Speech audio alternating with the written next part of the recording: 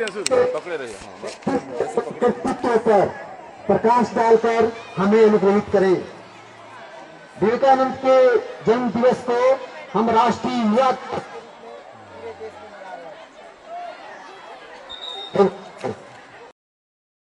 मना रहे।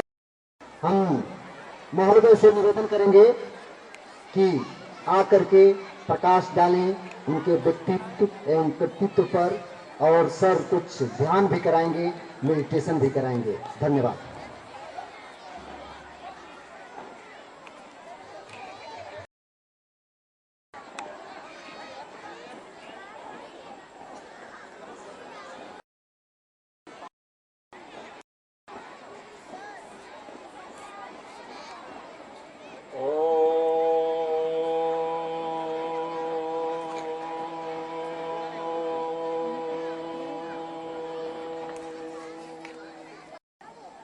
विश्वं दर्पणं दृश्यमानं नगरीं तुल्यं पश्यन्नात्मनि मायया बहिर्वोद्भूतं यदा निद्रया यः साक्षात् कुरुते प्रबोधसमये स्वात्मानम् एवाद्वयं तस्मै श्रीगुरुमूर्तये नमः। इदं श्रीदक्षिणामूर्तये। ओम पूर्णमदः पूर्णमिदं पूर्णात् पूर्णमुदच्यते पूर्णस्य पूर्णमादाय पूर्णमेवावशिष्यते। ओम शांति शांति शांति। तो बच्चों, आज वही पुण्यतिथि है 12 जनवरी। ऐसे एक 12 जनवरी 1863 मसीहा में स्वामी विवेकानंद इस धराधाम में आए थे, कलकत्ते में, और उनके जन्मतिथि को भारत सरकार जातीय युवा दिवस के रूप में मना रहे हैं। सारे मना रहे हैं जन्मदिन, क्योंकि वो किसी देश का नहीं है, वो सारे विश्व के हैं। और हमारे भारत में बच्चों थोड़ा सीधा बैठ जाइए, सभी लोग सीधा बैठ जाइए, शरीर सीधा, और मुंह सामने कीजिए, इधर उधर नहीं। Teachers are requested to see that discipline is there, discipline should be there. तो आज भारत में, राजस्थान में, भारत के सारे प्रांतों से 5000 युवक वहां आए हुए हैं, और आज से 5 दिन तक वहां युवा महोत्सव चलेगी उदयपुर में। तो हम सभी भी युवा हैं, ये हमारे ही दिवस है।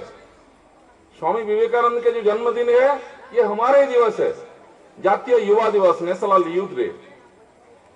तो आज हमारे ये सौभाग्य है कि उन्हीं के बारे में हम कुछ चर्चा करें। तो उनके बचपन का नाम था नरेंद्र, और उनके गुरु थे रामकृष्ण परमहंस, जो कि दक्षिणेश्वर काली के पुजारी थे। जब ये नरेंद्र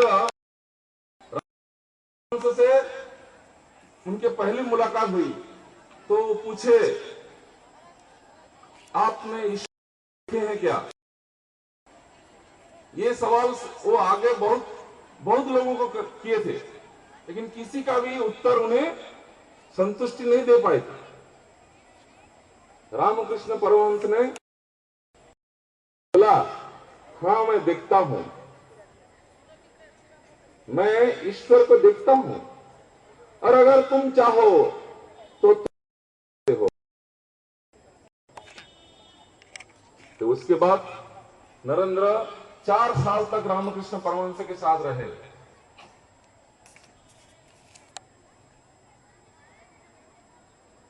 और आध्यात्मिक साधना करते रहे। समय स्वल्प है, इसलिए ज्यादा मैं डिटेल्स में नहीं जा रहा हूं। कृष्ण परमहंस हुआ, 1885 में वो खाना नहीं खा सकते थे, ये गला से थ्रोट कैंसर हुआ था, ब्लड एंड पस निकलता था। बहुत सेवा किए हैं उस समय। रामकृष्ण परमहंस का जब देहावसान हुआ तो वो बोले, नरेंद्र तुम अपनी मुक्ति के लिए खाली ध्यान नहीं रखना, ये सारे विश्व तुम्हें प्रतीक्षा कर रही है। ये जो हमारा ज्ञान है, आज बच्चों ने कितना संस्कृत का श्लोक पढ़े भगवद गीता से। ये जो उपनिषद गीता का ज्ञान है, ये खाली हमारे भारतीयों के लिए नहीं है, ये मनुष्यों के लिए है। और ये तुम्हें प्रचार प्रसार। रामकृष्ण परमहंस के देहावसान के बाद स्वामी विवेकानंद परिव्राजक भारत भ्रमण किए। भारत के कोण अनुकोण सब जगह गए। उस समय भारतीयों में अंधविश्वास था, कुसंस्कार, बहुत गरीबी थी। उसे देख करके स्वामी विवेकानंद रोते थे। देश के बारे में उतना सोचते थे। यही देश मां जो है, यही भी भगवान का रूप हर चीजों में है, हर समय में है, हर जगह है, हर रूपों में है। तो यही भारत मां के जो रूप है, भगवान बहुत अच्छे विवेकानंद के। और हम भी ओद लेते हैं ना, भारत हमारे देश है, हाँ? हम प्यार करते हैं, हर दिन ओद लेते हैं, लेकिन हृदय में इसे बिठाना है। मैं एक दो ठो आपको इंसिडेंट्स बताता हूं। विवेकानंद परिव्राजक स्थिति में काशी बनारस, वहां बहुत बंदर होते हैं, तो बंदरों ने दौड़ाया स्वामी विवेकानंद को। ये दौड़ने लगे। एक बूढ़े सन्यासी थे, वो बोले कि दौड़ो मत, वहां तुम रुक जाओ। और बंदरों के वैसे ही किए, तो बंदरों और दौड़ाए नहीं, वहीं रुक गए। तो इससे स्वामी विवेकानंद को एक बहुत बड़ी शिक्षा मिली कि समस्याओं से भागना नहीं है, समस्याओं के तरफ मुंह करना है, सम्मुखीन होना है। अगर हम समस्या के तरफ सम्मुखीन होते हैं तो आधा समस्या ऐसे ही भाग जाता है। ऐसे घूमते घूमते एक बार एक सन्यासी से मिले हिमालय में। अभिज्ञता बता रहे और अपने अनुभव बता रहे थे। वो क्या बता रहे थे, कहानी ध्यान से सुनिए।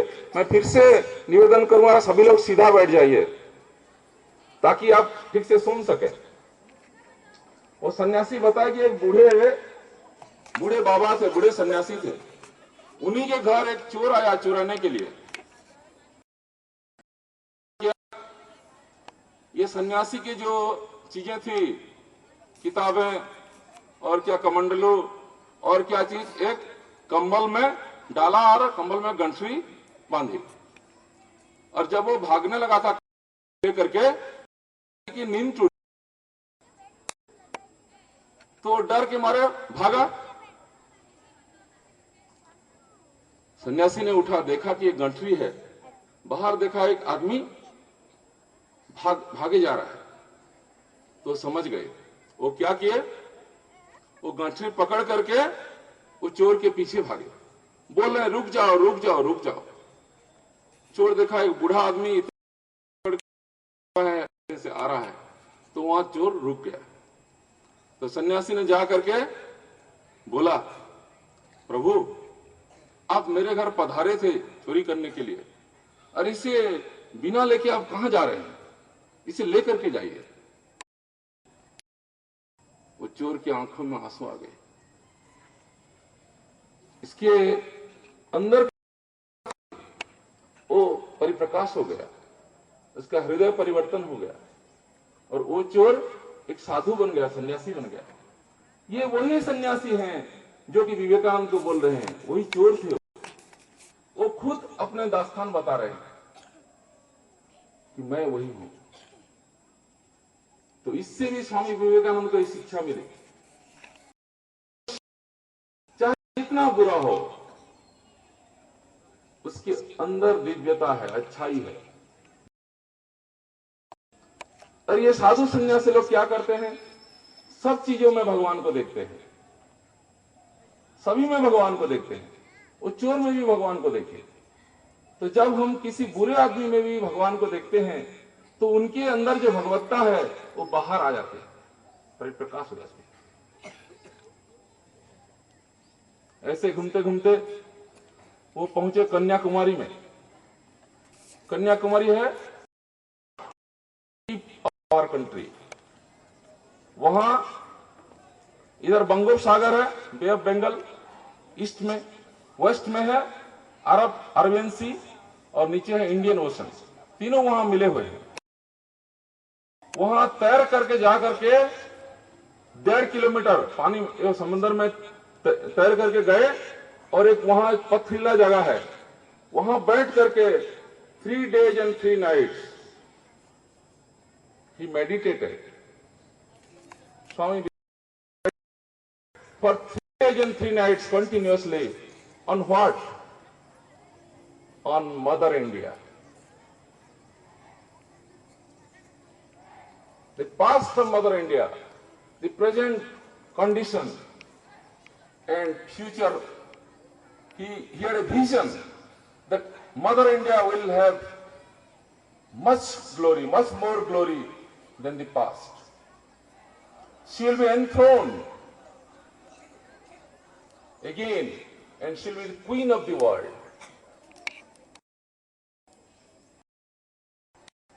So he made up his mind. He had this mission to serve Mother India.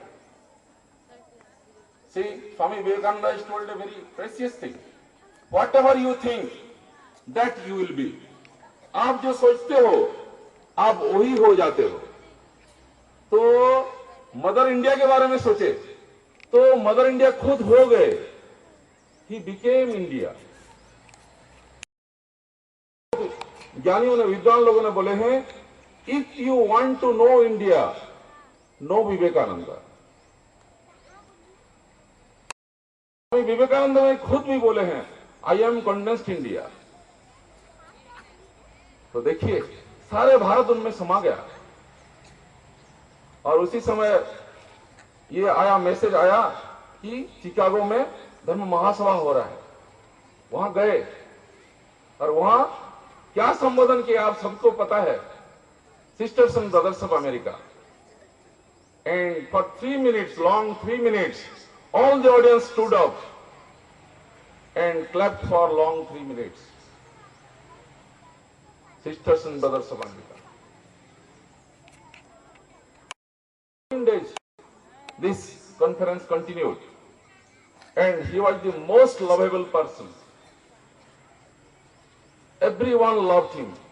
He conquered the whole world because 500 religions from the world assembled there. And after that also, he stayed for 3.5 years in America, Europe, and visited different institutions. वहां एक घटना हुई, मैं बताता हूं आपको। वहां एक लाइब्रेरी में जाते थे, बच्चों सुनो, तुम्हारे काम की बात है। लाइब्रेरी में जाते थे स्वामी विवेकानंद और बड़ा बड़ा किताब लाते थे और दूसरे दिन वापस देते थे, फिर नए किताब लाते थे। तो लाइब्रेरियन बोले, आप ये पढ़ रहे हैं कि क्या कर रहे हैं, मजाक कर रहे हैं क्या? ये पढ़ने की चीज होता है, किताब ऐसे ले करके लौटाने का नहीं होता है। अम्ली नम्र भाव से स्वामी जी बोले, मैं ये सब पढ़ चुका हूं, आप किसी भी किताब से, किसी भी पन्ने से कोई भी सवाल पूछिए। हु बहु उसी लैंग्वेज में बोले। He was stoned. उसी घटना में हुई थी जब मिशन प्रतिष्ठा किए स्वामी विवेकानंद 1897 में। वो मिशन के लिए 11 एनसाइक्लोपीडिया ब्रिटानिका लाया गया था, रखा गया था, इतना बड़ा बड़ा किताब।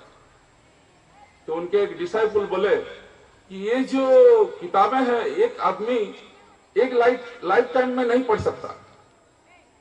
स्वामी विवेकानंद ने बोले कि क्या बोल रहे हो तुम, मैं 10 पढ़ चुका हूं, 11वां भी पढ़ रहा हूं, तो कैसे ये संभव है? स्वामी विवेकानंद ने खुद बोले हैं, ब्रह्मचर्य, मौन, आत्मसंयम। तो हमारे शक्ति को हम कंजर्व करना चाहिए, मौन रहना चाहिए। आप सभी लोग यहां अगर 10 मिनट के लिए मौन नहीं रह सकते तो क्या आप कर सकते हैं जीवन में? मौन रहना है। मैं मौन रहने के लिए आपको एक तरकीब बताता हूं। एक मुद्रा आप कर सकते हैं, अपने जो जीवा जो है, जीवा को थोड़ा सा ऊपर, इससे बहुत फायदा है। इसे खेचरी मुद्रा बोलते हैं। थोड़ा थोड़ा करके देखिए, जीवा जो नीचे पड़ी है थोड़ा सा ऊपर, तो मौन होता है। मौन से हमारा एनर्जी कंजर्व होता है। तो ऐसे बहुत घटना हुई। 1897 में जब भारत वापिस आए स्वामी विवेकानंद, तो समग्र भारत उन्हें स्वागत किया। भारतीयों में आत्मविश्वास जागृत किए। भारतीयों सब पाश्चात्य देशों को अंधभाव से अनुकरण कर रहे थे। वो बोले कि हमारे भारत में है, संस्कृति के धरोहर है, वेदांत है, दर्शन, नाट्य है, साहित्य है। We are in no way inferior to others. विश्व के हम गुरु बन सकते हैं। तो वो श्रीलंका आए, श्रीलंका से मद्रास आए, मद्रास से कलकत्ता, कलकत्ता से लाहौर, अल्मोड़ा, ऐसा करके सारे भारत घूम करके युवाओं को अनुप्राणित किए। भारतीय स्वाधीनता संग्राम को नए दिशा दिए। Mahatma Gandhi, Arvind, Rabindranath Tagore, Subhash Chandra Bose, Rajagopalachari, everybody is indebted to him. Chakravarti Rajagopalachari तो यहां तक बोले हैं, अगर स्वामी विवेकानंद नहीं होते तो हमारा हिंदू धर्म नहीं होता, हमारा भारत कभी स्वाधीन नहीं होता। तो बच्चों, आज उन्हीं की पुण्य तिथि है, पुण्य जन्म तिथि है। हम उनके जो अधूरा सपना जो है, अपने भारत को स्वर्णिम का जो ये हमारे ऊपर है, इसे पूरा करना है। समय कम है। उनके मैं दर्शन के बारे में कुछ, अद्वैत वेदांत दर्शन है, ये बड़े लोगों का बहुत काम का चीज है, बच्चे लोग तो समझेंगे नहीं, लेकिन जो 6th onwards जो है उनके लिए बहुत कारगर चीज है। अद्वैत वेदांत तो यही बताता है कि यहां एक ही है, there is only one existence, one without a second, and you are that. आप ही हो इस जगत में, और दूसरा कोई नहीं है। एकम एव अद्वितीयम। The whole universe is the extension of one consciousness, and you are. इसे बोला जाता है ब्रह्म, आत्मा बोला जाता है। आप आत्मस्वरूप हो, आप शरीर नहीं हो। लेकिन हम सब विस्मृत हैं, हम आत्मविस्मृत हैं, हम अपने आप को शरीर समझते हैं। तो यही जो आत्म तत्व जो है इतना गहन है कि इसके ऊपर 5 आच्छादन है। सभी लोग, मैं बोला कि थोड़ा सा जीवा ऊपर रखिए, हाँ, तो अपने को भी फायदा होगा, हम लोग को भी फायदा होगा। जीवा थोड़ा सा ऊपर। तो यही जो आत्मा जो है, इसके ऊपर 5 चीज और कवरिंग है। कोष को बोला जाता है, ट्रेजरर को कोषाध्यक्ष को बोला जाता है। एबव दिस इज आत्मन और सेल्फ। क्या क्या है वो, आप सभी लोग बोलेंगे। पहले है अन्नमय कोश। क्या है? अन्नमय कोश। दूसरी है प्राणमय कोश। तीसरी है मनोमय कोश कोश और आनंदमय कोश। पहले से बोलिए, क्या है? अन्नमय, प्राणमय, मनोमय, विज्ञानमय, आनंदमय। तो अन्नमय कोश यही है, ये शरीर है। अब सभी लोगों का शरीर जो है, ये पेड़ पौधे का शरीर, ये जो पशु पक्षियों का शरीर, ये सब अन्नमय कोश है। क्यों? ये अन्न से बनी है, माता पिताओं के अन्न से बनी है। अन्न से पुष्ट होता है और फिर जब नष्ट हो जाता है, मृत्यु हो जाता है, तो पशु पक्षियों ने इसे खाते हैं, अन्न बनाते हैं। इसलिए ये अन्नमय कोश है। ये हम नहीं है, अन्नमय कोश हम नहीं है। ये तो एक घर जैसा है। इस घर में हम रहते हैं बस। जिस घर में हम रहते हैं, हम वो घर नहीं हो सकते हैं, हम घर से अलग हैं। जिस रूम में आप बैठते हैं, क्लासरूम में, आप क्लासरूम नहीं है, क्लासरूम से आप अलग हैं। इसी तरह ये घर है, इसमें हम क्या करते हैं? सुख दुख भोग करते हैं बस। फिर प्राणमय कोश क्या है? प्राण। आपको कभी ये ख्याल आया है कि हमारा श्वास प्रश्वास के बारे में कभी ख्याल आता है? नहीं आता है। थोड़ा ख्याल, सांस आता है, कैसे जाता है? योगी लोग इसी के तो देखते हैं। यही प्राणमय कोश है। प्राणायाम करके उन्नत बना सकते हैं। इसके प्राणायाम क्या कर सकते हैं? आसन कर, व्यायाम, अच्छा खाना लेते हैं तो वो ठीक रहता है। ये प्राणमय कोश है। फिर क्या है? मनोमय कोश है। देखिए, यहां सभी का तो शरीर है, लेकिन मन और कहां भी हो सकता है, क्योंकि मन सूक्ष्म वस्तु है। वो हर जगह जा सकता है, अतीत, वर्तमान, भविष्य तीनों कालों में जा सकता है। लेकिन जब तक हम मन को अपने वश में ना करें, हम कुछ भी नहीं कर सकते हैं। पढ़ाई के लिए मन की आवश्यकता होती है, और मन को शांत करने के लिए ध्यान आवश्यकता होती है। प्राणायाम के लिए खाना, व्यायाम, आसन, ये सब जरूरी है। मन के लिए क्या है? ध्यान, प्रार्थना। आप सभी लोग जो प्रार्थना किए, कितना अच्छा लगता था कि नहीं? आंख बंद करके दया कर दान विद्या का, हमारे ध्यान में आओ प्रभु, आंखों में बस जाओ, ताकि हम सारे विश्व को आपका रूप समझ सके। जैसे वो सन्यासी भगवान को देखे, उसी तरह ये खाली प्रार्थना करने की बात नहीं है, इसे जीना है।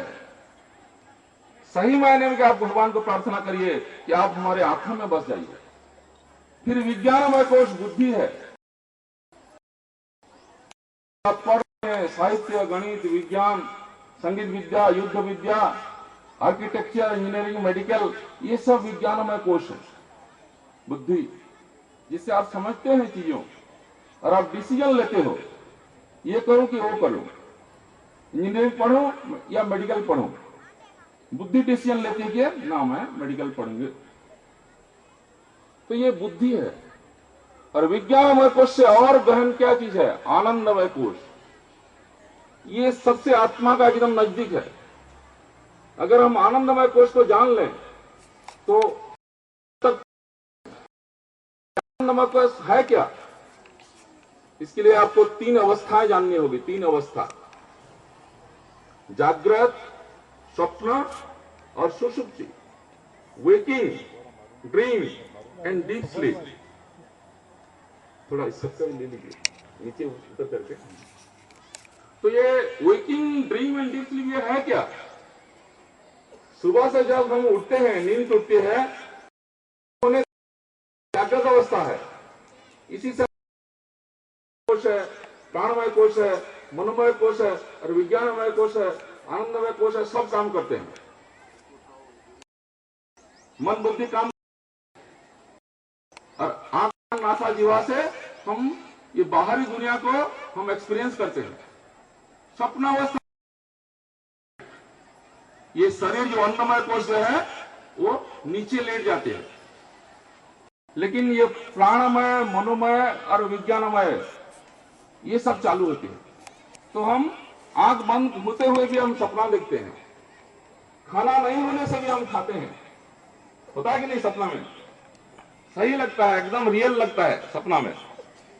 वो कैसे, कहां से आता है? आप सपना जो देखते हैं, बच्चों फिर से सीधा बैठ जाइए, कम से कम सीधा बैठिए। तो सपना में जो हम चीज देखते हैं वो कहां से आते हैं? मैं आपको एक चीज बोलूं, बहुत रहस्य की बात है। सपने में देखते हैं, आपको देखते हैं जरूर, हर सपना में आप होते हैं कि नहीं? तो आप सपना देखते भी हैं और सपने में आप हैं भी। और जो सुषुप्ति अवस्था में आपके सिवा और कोई नहीं है, सिर्फ आप होते हैं। माँ बाप भाई बहन स्कूल कॉलेज ये सब कुछ नहीं होता है, आप होते हैं, अज्ञान होते हैं। सुषुप्ति अवस्था में आपको बहुत आनंद मिलता है, सुख मिलता है।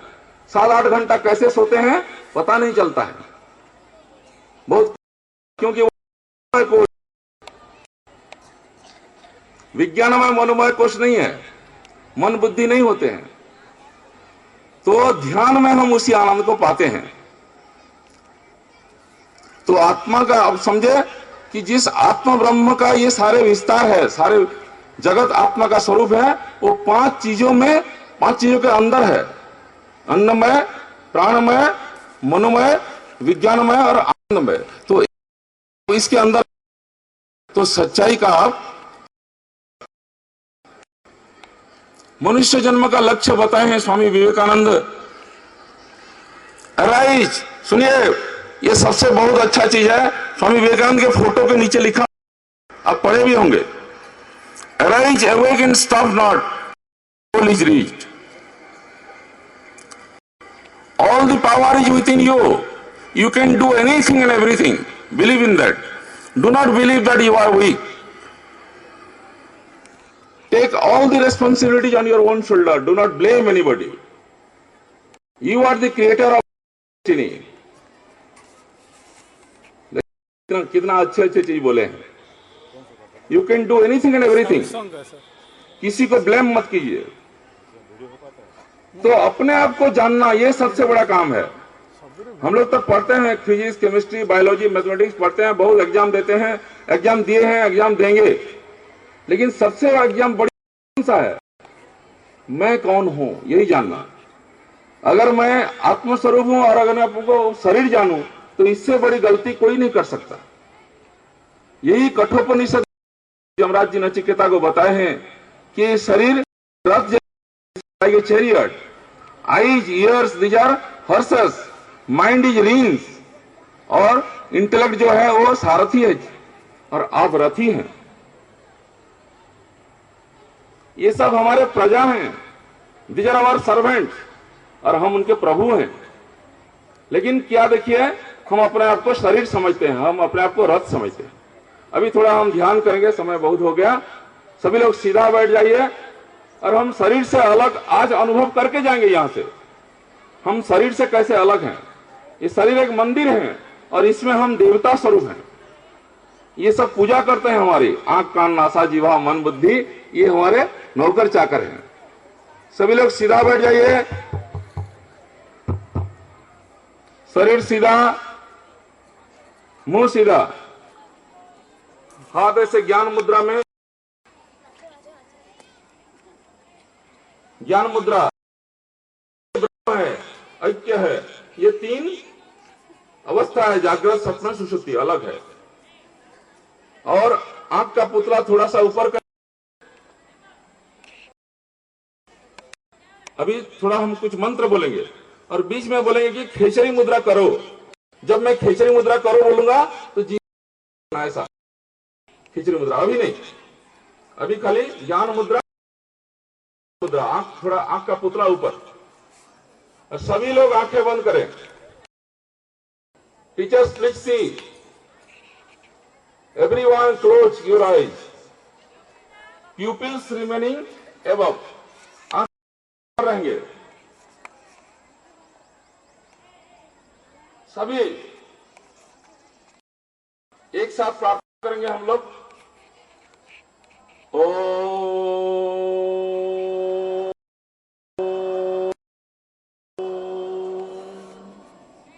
ब्रह्मानंदम परम सुखदम केवलम ज्ञानमूर्तिम द्वंद्वातीतं गगन सदृशम तत्लक्ष्यम एकम नित्यम विमलमचलम सर्वधि साक्षीभूत भावातीतं त्रिगुणरहितं सद्गुरुं तम् अज्ञानतिमिरान्धस्य ज्ञानाञ्जनशलाकया चक्षुरुन्मिलितं येन तस्मै श्री गुरवे नमः। अभी खेचरी मुद्रा कीजिए, जीवा को ऊपर, और सभी लोग 50 से 1 तक उल्टा गिनती कीजिए, मन ही मन, मन ही मन। 50, 49, 48, ऐसा 2-2 सेकंड छोड़ करके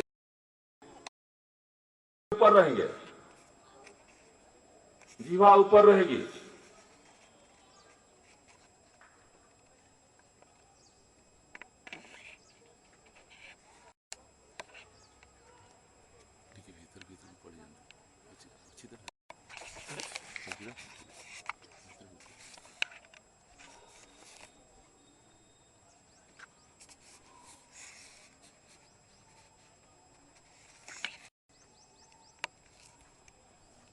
आंख का पुतले अगर नीचे आ गए तो फिर से ऊपर, जिह्वा भी ऊपर, शरीर सीधा, मुंह सीधा।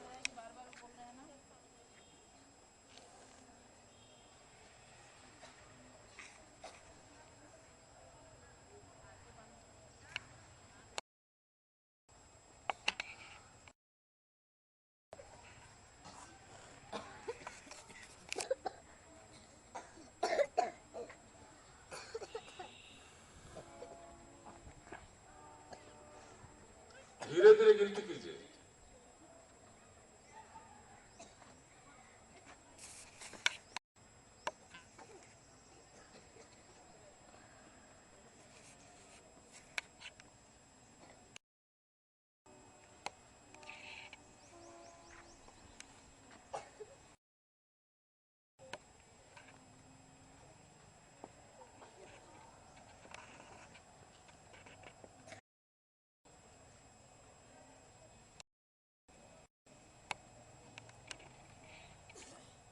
अभी श्वास प्रश्वास पर ध्यान दीजिए। नीचे आने से भी चलेगा, जीवा भी सामने आने से भी चलेगा। चल रहा है प्राणमय कोश। सांस के गति को बदलाइए नहीं। Do not change the rate of breathing, just witness the breath, how it is going out, how it is staying outside just for a second and again coming back. सांस जब अंदर आता है तो मन ही मन दोहराइए सो, बाहर जब जाता है तो हम, सह अहम, आई एम दैट। मैं वही चेतना हूं, वही आनंद हूं, वही ज्ञान हूं जो कि खोज करता हूं जागृत अवस्था में, लेकिन मैं वही खुद हूं।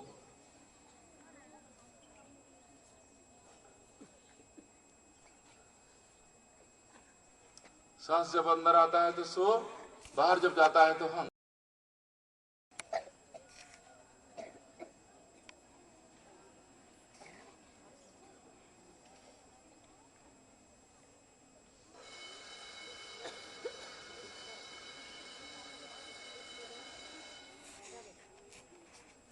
मन में भी क्या क्या विचार आ रहे हैं उसके प्रति भी सजग रहिए।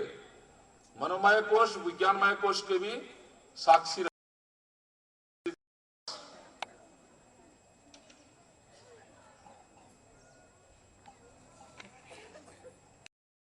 प्रार्थना छोड़ते वक्त ओम उच्चारण करेंगे भक्ति भाव से, श्रद्धा भाव से।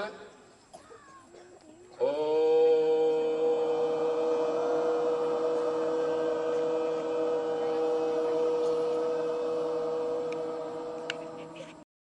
गुरुर्ब्रह्मा गुरुर्विष्णु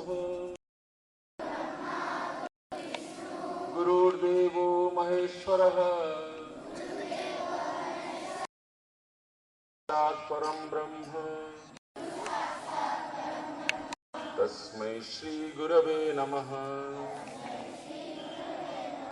निर्गुणो निष्क्रियो नित्यो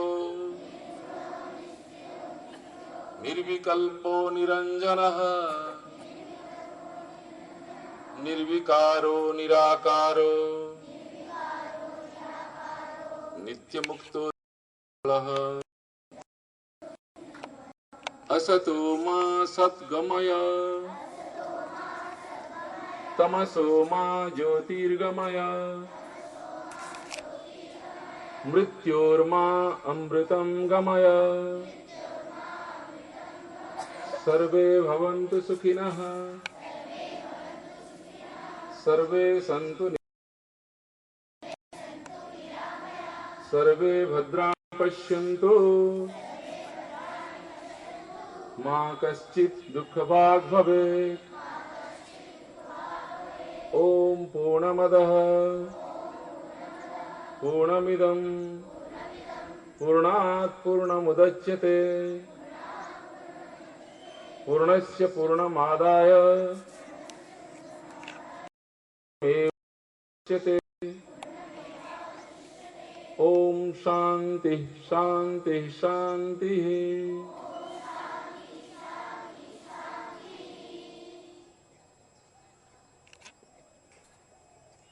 धीरे धीरे आंखें खोलिए। तो यही शांति यही आनंद में हम जागृत अवस्था में भी रहना है। यही हमारा अधिकार है। आनंद हमारा अधिकार है, ज्ञान हमारा अधिकार है, सत्य हमारी स्वभाव है। तो यही चीज हमारे महापुरुषों ने बताए हैं। और स्वामी विवेकानंद ये आधुनिक भारत का महापुरुष हैं।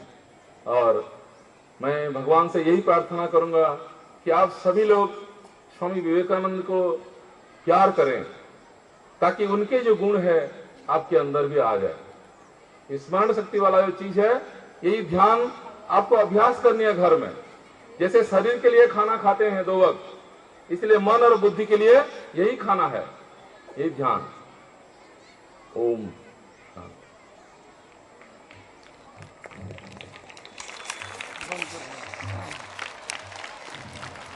महोदय, मैं पूरे विद्यालय परिवार की तरफ से आपके प्रति हार्दिक कृतज्ञता व्यक्त करता हूं।